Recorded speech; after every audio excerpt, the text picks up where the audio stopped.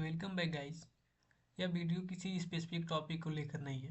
यह एक general information video है ताकि हम लोग जान पाए कि इस चैनल पे हम लोग कैसे कोर्सेज को कंप्लीट करने वाले हैं। तो क्योंकि यार मैं बिलीव करता हूँ कि जो भी नॉलेज मेरे पास है वो मेरे तक ही लिमिटेड नहीं होनी चाहिए।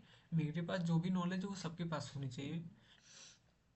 जो भी कोर्स मैं इस चैनल पे लाऊंगा वो बिल्कुल फ्री रहेगा और मैं पूरे कंप्यूटर साइंस रिलेटेड एग्जाम के लिए सारे सिलेबस को कम्प्लीटली फ्री में अपलोड करूंगा। हाँ, यह एक थोड़ा सा टाइम ले सकता है, लेकिन I really I am proud of me कि मैं सारे सिलेबस को फ्री में अपलोड कर दूंगा, पढ़ा दूंगा।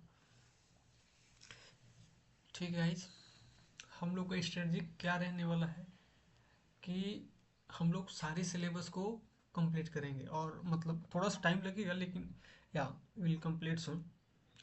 आई am trying to complete as soon as possible. So हम लोग का स्ट्रेटजी ये रहने वाला है कि जो भी कंप्यूटर साइंस का सिलेबस है उसको हम लोग डिटेल में पढ़ें। और जनरली लोगों का एक वो रहता है, मतलब प्रॉब्लम रहती है कि भैया मैं किसी चैनल से पढ़ रहा हूँ और प्रॉब्लम ये है कि उस चैनल पे डिटेल में कोर्स नहीं है, या फिर पढ़ाया तो गया लेकिन पूरे डिटेल में नहीं है, पूरा सिलेबस नहीं है। तो यहाँ पे ऐसा नहीं है। यहाँ पे जो भी चीज़ें मैं पढ़ाऊँगा वो पूरा डिटेल में with practical with real life example से। ठीक है। और हम लोग का स्ट्रेटजी ये रहने वाला है कि सबसे पहले तो हम लोग अपना सिलेबस कंप्लीट करेंगे। ठीक है। उसके बाद से हर एक वीडियो में सिलेबस के दौरान ही बहुत सारा क्वेश्चन को सॉल्व करेंगे। उसके बाद से जब एक बार अपना सब्जेक्ट कंप्लीट हो जाएगा, फिर उसके बाद से क्वेश्चन सॉल्व कर लेंगे एक दो दिन लेके। उसके बाद से जब सिलेबस कंप्लीट हो गया, लेट से पूरा सिलेबस जो भी कंप्यूटर साइंस का सिलेबस है कंप्लीट होने के बाद से जब लेट से सपोज कि कोई एग्ज़ाम आ गया, स्पेसिफिक एग्ज़ाम, जैसे कि यूपीएलटी, ईएमआरएस या फिर TRE 4.0 या फिर कोई भी एग्ज़ाम, तो उस एग्ज़ाम को ध्यान में रखते हुए बहुत सारा क्वेश्चन सॉल्व कर लेंगे ताकि जो भी हम लोग का अंडरस्टैंडिंग है सब्जेक्ट को लेके वो एक स्ट्रांग हो जाए और एग्ज़ाम में जाके हम लोग अच्छा से परफॉर्म कर लें। उसको ऐसे प्रैक्टिस एंड मॉक के लिए जनरली दोस्तों आप प्रैक्टिस मॉक के लिए कोई चैनल या फिर कुछ वेबसाइट देख सकते हो। नहीं तो मैं एक सॉफ्टवेयर डेवलपर होने के वास्ते मैं खुद का एक प्लेटफॉर्म बनाऊंगा इंडिपेंडेंट, जहाँ पे आप आके अपना फ्री में प्रैक्टिस कर सकते हो, क्वेश्चन सॉल्व कर सकते हो, मॉक दे सकते हो। हाँ, इसमें भी टाइम लगेगा क्योंकि जनरली मेरा खुद का पर्सनल काम रहता है तो मैं कर दूंगा। हाँ, थोड़ा सा टाइम लगेगा क्योंकि मैं खुद वेबसाइट पे काम किया हूँ। मैं एक सॉफ्टवेयर डेवलपर होने के वास्ते मैं एक कंपनी में काम कर रहा था, तो वहाँ पे मैंने काम किया, तो मुझे पता है। हाँ, थोड़ा सा टाइम लगेगा लेकिन yeah will complete it.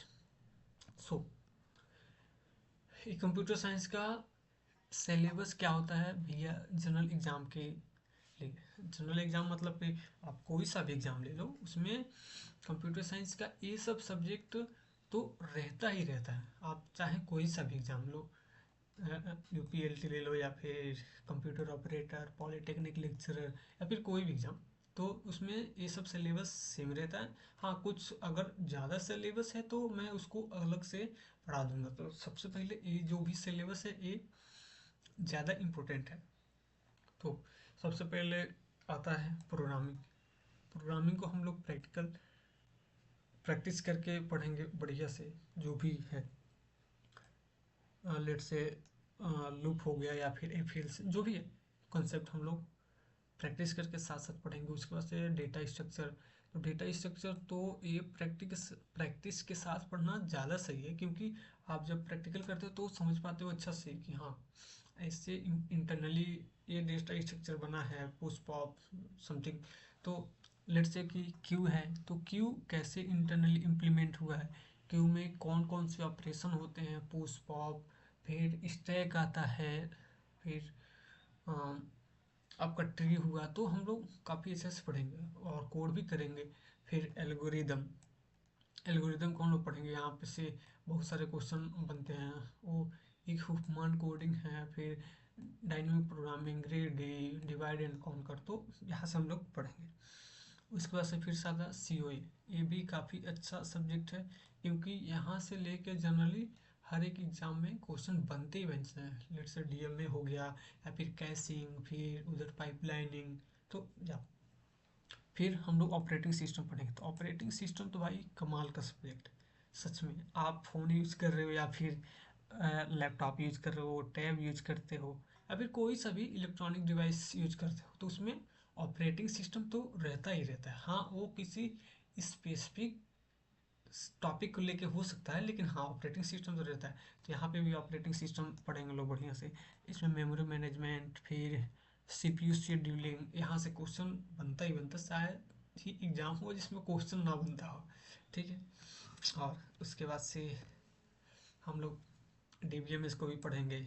DBMS तो मतलब आज के ऑनलाइन दुनिया में तो इम्पोर्टेंट, तो मोस्ट इम्पोर्टेंट है DBMS, क्योंकि जो भी हम लोग लेट्स से वेबसाइट यूज़ कर रहे हैं, या फिर खुद का वेबसाइट बनाना चाहते हैं, या फिर यूट्यूब ही है, तो बिहाइंड द सीन तो डेटा को कहीं ना कहीं स्टोर कर रहा है, उसको कैसे मैनेज होता है, कैसे उसको बनाया जाता है, तो सब कुछ हम लोग DBMS में पढ़ेंगे। यहाँ पे ट्रांजेक्शन, फाइल मैनेजमेंट, और फिर और ट्रांजेक्शन के बाद से आपका आ जाता है कि फिर नॉर्मलाइजेशन, मतलब SQL, काफ़ी अच्छा सब्जेक्ट है। फिर आता है कंप्यूटर नेटवर्क, मेरा फेवरेट सब्जेक्ट। कंप्यूटर नेटवर्क तो मैं ऐसे पढ़ाऊंगा कि आप भूलोगे नहीं, सच में। उसके बाद से यहाँ पे तो कंप्यूटर नेटवर्क से जनरली सारे एग्जाम में क्वेश्चन बनते ही बनते हैं। आप TCP, UDP, application layer protocol, फिर जो डिवाइसेज होती हैं, स्विच, हब, राउटर, और तो हम लोग कंप्यूटर नेटवर्क को काफ़ी डिटेल में पढ़ेंगे। फिर से डिस्क्रीट मैथमेटिक्स को, वैसे सारे सब्जेक्ट को हम लोग डिटेल में पढ़ेंगे।